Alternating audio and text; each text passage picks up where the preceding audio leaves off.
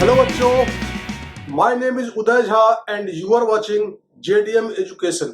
बच्चों, आज हम जो है 9th क्लास का चैप्टर नंबर 3 साइंस का चैप्टर नंबर 3 पढ़ना स्टार्ट करने जा रहे हैं। चैप्टर का नाम बच्चों है हमारा एटम्स एंड मॉलिक्यूल्स। उसमें हमारा पहला टॉपिक है लॉज ऑफ केमिकल कॉम्बिनेशन। जो एलिमेंट्स जो कंबाइन करके कंपाउंड बनाते हैं उसमें कैसे कैसे लॉज को फॉलो करते हैं इसकी ओर पढ़ते हैं बच्चों। पहला हमारा लॉ है law of conservation of mass. Conservation of मास, इसमें बच्चों हमारा क्या होता है, मैटर कैन neither be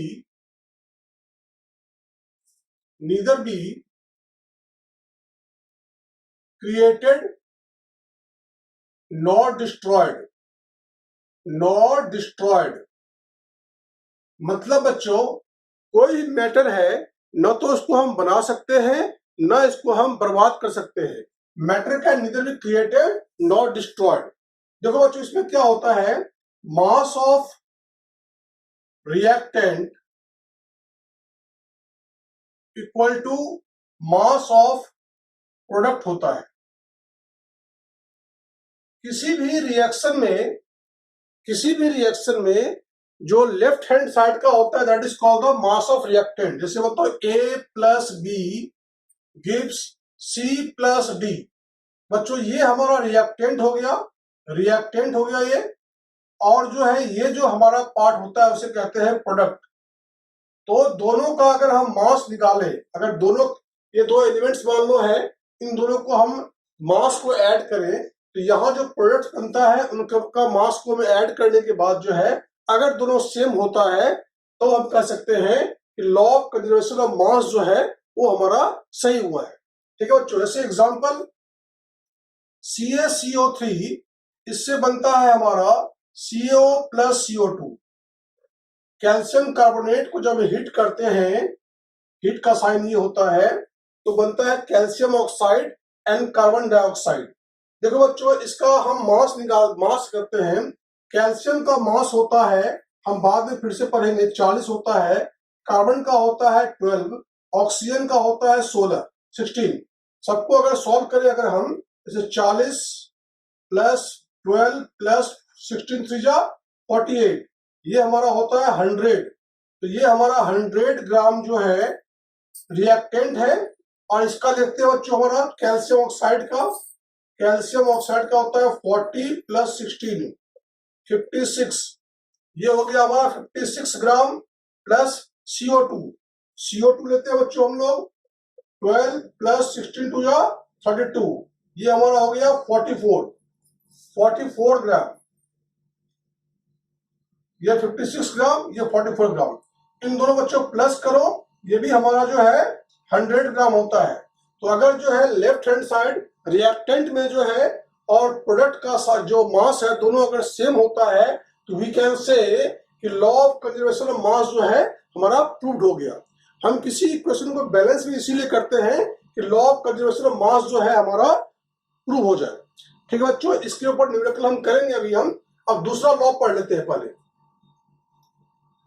बच्चों से कॉपी कर लो, कॉपी कलम निकाल के पूरा पॉज, वीडियो को पॉज करके कॉपी कर लिया करो। अब फिर जो हम लोग आगे बढ़ते हैं। अब देखो बच्चों, हम लोग पढ़ते हैं law of constant proportion. Law of constant proportion.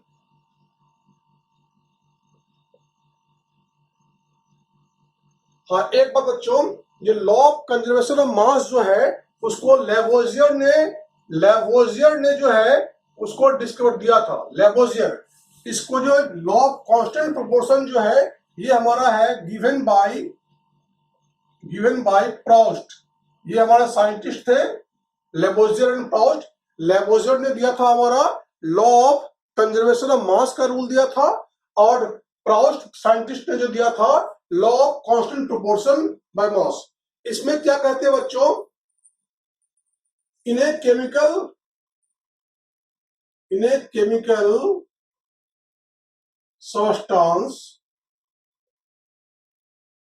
ठीक है बच्चों, elements are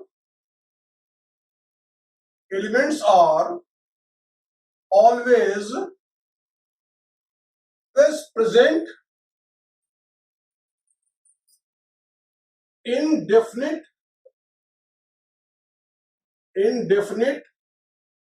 or constant proportion by mass। ठीक बच्चों, ये हमारा लॉ ऑफ कांस्टेंट प्रोपोर्शन है। इसमें इसको प्लॉट ने दिया है, इसमें कहा गया है in a chemical substance elements are always present in a definite और कांस्टेंट प्रोपोर्शन बाय मास। किसी भी कंपाउंड में जो है, जो इस एलिमेंट से बना होता है, उसका जो है मास का जो रेशियो है वो ऑलवेज कांस्टेंट होगा। बच्चों एग्जांपल देखो वाटर का इसमें ये किससे बना हुआ है, हाइड्रोजन से और ऑक्सीजन से। हाइड्रोजन का बच्चा मास होता है 1, एटॉमिक मास होता है 1, तो 2 है तो इसका हो गया 2। 2:2 ऑक्सीजन का होता है 16। बच्चों से काट दो, ये हो गया आपका रेशियो 1:8। देखो बच्चों, ये वाटर जो है कहीं से भी लेते हैं, अगर हम चाहे वाटर हम पानी पीने वाला लेते हैं, चाहे हम नाली का ले लें, चाहे समंदर का पानी ले लें, कहीं से भी लेंगे, अगर वाटर है तो वो जिस एलिमेंट से बना हुआ है, जैसे हाइड्रोजन ऑक्सीजन से बना हुआ है, उसका रेशियो 1:8 का ही होगा। दूसरा एग्जांपल लेते हैं CO2 का। CO2 जो है, चाहे वो फैक्ट्री से निकलता हो, चाहे वो गाड़ी से निकलता हो, अगर CO2 है तो CO2 हमेशा जो है कार्बन और ऑक्सीजन से बने होते हैं। कार्बन का मास होता है 12, ऑक्सीजन 2 है हमारा, तो इसका हो गया 32। दोनों का रेशियो निकालो हमारा, ये होता है हमारा 3:8। ठीक है बच्चों, तो CO2 कहीं से भी लेंगे हम, इसका रेशियो हमेशा जो है वो फिक्स्ड होगा। तो क्या लिखा हुआ है, in chemical substance elements are always present in definite और कांस्टेंट प्रोपोर्शन बाय मास। तो जो है ये जो बना हुआ है हमेशा फिक्स्ड प्रोपोर्शन से बना होता है। इसके ऊपर में और हमारा जो है ये लॉ ऑफ कंजर्वेशन ऑफ मास के ऊपर जो है हम आगे न्यूमेरिकल भी करेंगे इसको। ठीक है बच्चों, अब हम लोग पढ़ेंगे बच्चों, इसको पॉज से कॉपी कर लो इसको। Dalton's atomic theory.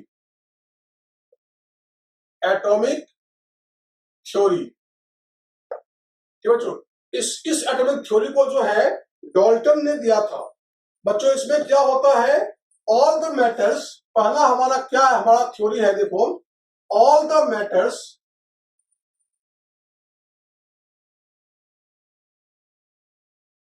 Are made up of very tiny particles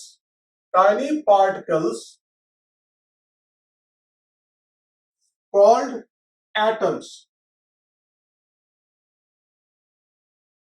ठीक है बच्चों, जो सारे मैटर, कोई भी मैटर देखते चाहे हम मार्कर देख ले, पेन देख ले, कुछ भी देख ले, हम हर चीज जो है छोटे छोटे पार्टिकल से बने होते हैं, जिसे हम एटम कहते हैं। ये हमारा जो है पहला डाल्टन का एटॉमिक थ्योरी था। दूसरा हमारा बच्चों है atoms are individual particle. Atom जो है इंडिविजुअल होता है, एटम्स आर इंडिविजिबल पार्टिकल, मतलब इसको हम छोटे छोटे टुकड़े में जो है और नहीं तोड़ सकते, इसको हम जो है ये टूट नहीं सकता। ठीक है बच्चों, विच कैनॉट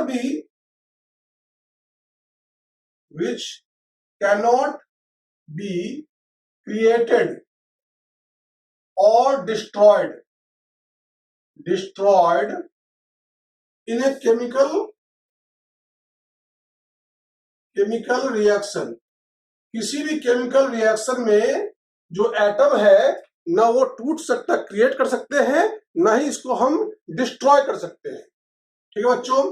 थर्ड पॉइंट हमारा है atoms of the given element. Given element, किसी भी एलिमेंट का जो है, जो एटम्स होते हैं सारे, are identical, are identical in mass and chemical properties. Chemical properties, किसी भी एलिमेंट का बच्चों जो एटम होते हैं, जैसे मान लो ऑक्सीजन का हमने, जैसे ऑक्सीजन एलिमेंट है उसके हमने बहुत सारे एटम लिए, उन सारे एटम का जो है मास जो है सेम होगा, उसकी केमिकल प्रॉपर्टीज भी जो है सेम होगी। ठीक है बच्चों। चौथा हमारा है atoms of different element. Different element have different mass and chemical properties। chemical properties, अगर एलिमेंट दूसरे होंगे तो एटम भी दूसरा होगा, तो उसका मास भी डिफरेंट होगा और उसका केमिकल प्रॉपर्टीज भी डिफरेंट होगा। पांचवा है atoms combine in the fixed ratio by mass।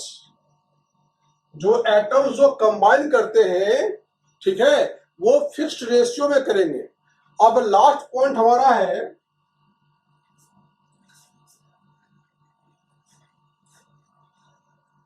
The relative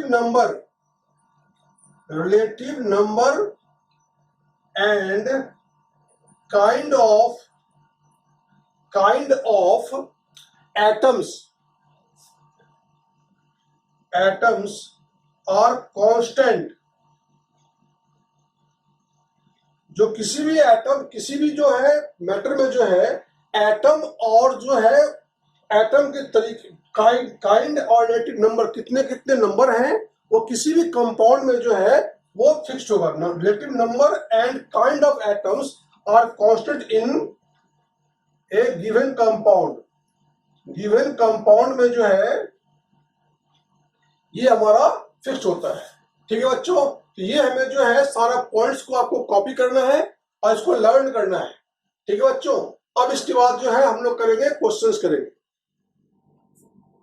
बच्चों दूसरा क्वेश्चन हमारा ये है, देखो इसी टॉपिक पे, लॉ ऑफ केमिकल कॉम्बिनेशन के टॉपिक पे, hydrogen and oxygen combines in the ratio of 1:8 by mass. Hydrogen और ऑक्सीजन जो है 1:8 के रेशियो में जो है कंबाइन करते हैं टू फॉर्म वाटर बनाने के लिए। What mass of oxygen gas would be required to react completely with the 3 gram of hydrogen gas. तो हमें कितना ऑक्सीजन गैस की जरूरत पड़ेगी अगर 3 ग्राम हम जो है हाइड्रोजन को कंप्लीटली हम बर्न करें तो। बच्चों देखो क्वेश्चन को ढंग से समझो इसको। ये क्वेश्चन जो है फिक्स्ड मास वाला है, मतलब ये जो है लॉ ऑफ डेफिनेट प्रोपोर्शन जो मास जो है उसको ये फॉलो कर रहा है, उसी के ऊपर बेस्ड है। देखो हाइड्रोजन और ऑक्सीजन ये दोनों मिलकर जो है वाटर बनाते हैं, तो इसका रेशियो क्या है हमारा 1:8 का रेशियो है। मतलब ये है कि 1 ग्राम ऑफ हाइड्रोजन रिक्वायर कितना बच्चों, 8 ग्राम चाहिए उसको। 8 gram of oxygen, 8 gram of oxygen. देखो बच्चों लिखा है ना, हाइड्रोजन और oxygen combines in the ratio of 1:8। तो 1:8 के लिए जो रेशियो में हमारा जो है कंबाइन करता है, इसका मतलब ये हुआ कि 1 ग्राम हाइड्रोजन जो है वो जो है 8 ग्राम ऑक्सीजन की जरूरत पड़ती है। तो पूछा गया है हमसे अगर 3 ग्राम तुम्हारा हाइड्रोजन है तो हमें ऑक्सीजन की जरूरत कितनी पड़ेगी। ये सिंपल सा क्वेश्चन है बच्चों, ये यूनिटरी मेथड लगाओ। तो 1 ग्राम में 8 ग्राम की जरूरत पड़ती है, तो 3 ग्राम जो है 3 gram of hydrogen requires 8 into 3 24 gram of oxygen. Simple से बच्चों, ठीक है बच्चों, ये यूनिटरी मेथड लगाया हमने। 1 ग्राम को हाइड्रोजन को 8 ग्राम ऑक्सीजन चाहिए, तो 3 ग्राम हाइड्रोजन को 24 ग्राम जो है ऑक्सीजन चाहिए। ये बच्चों हमारा जो है law of constant proportion, constant और डेफिनेट प्रोपोर्शन ऑफ मास से लिया गया है। ठीक बच्चों, ये जो है हमारा जो लॉ दिया था उसी लॉ के जो है बेस का यह सवाल था। नंबर 3 सवाल हमारा है एनसीईआरटी में, which postulates of Dalton's atomic theory is the result of conservation of mass। हमने जो पढ़ा है डाल्टन्स एटॉमिक थ्योरी, उसमें से कौन सा पोस्टुलेट्स, कौन सा पॉइंट से जो है हमारा लॉ ऑफ कंजर्वेशन ऑफ मास जो है वो हमारा आया है, उसके रिजल्ट में है। देखो बच्चों, हमने दूसरा पॉइंट जो पढ़ा था हमने कि atoms are individual particle, atom individual है और it cannot be created not destroyed. तो एटम जो है ना डिस्ट्रॉय कर सकते हैं हम, ना क्रिएट कर सकते हैं। इसी के बेसिस पे जो है हमारा law of conservation of mass दिया हुआ है। फोर्थ क्वेश्चन बच्चों, which postulates of Dalton's atomic theory can explain the law of definite proportion. हमारा जो डाल्टन्स एटॉमिक थ्योरी है उसमें से कौन सा पोस्टुलेट्स या कौन सा पॉइंट से हमें जो है लॉ ऑफ डेफिनेट प्रोपोर्शन हमें मिलता है। देखो बच्चों, लास्ट पॉइंट हमने बताया था आपको, the relative number and kind of atoms are constant। जो भी कोई कंपाउंड है उसमें जितना एटम या जिसके टाइप से बने हुए हैं वो सारा constant in a given compound, वही तुम्हारा जो है इस पॉइंट से हमारा मिला है लॉ ऑफ डेफिनेट प्रोपोर्शन। ठीक बच्चों, उम्मीद है आप लोगों को सब कुछ समझ में आ गया है। अगर आपको ये समझ में आ गया है तो बच्चों ये जो है वीडियो को अपने दोस्तों को आप शेयर कीजिए, बिकॉज बहुत लाखों करोड़ों बच्चे ऐसे हैं जो अच्छे टीचर ना मिलने से या फीस के कारण जो है ट्यूशन नहीं पढ़ पाते हैं, उनके लिए मैं आप लोगों को पढ़ाने भेज रहा हूं। इसलिए बच्चों जो आप लोग जो इस वीडियो को जो है अपने सारे फ्रेंड्स में जो है शेयर कीजिए। Thank you.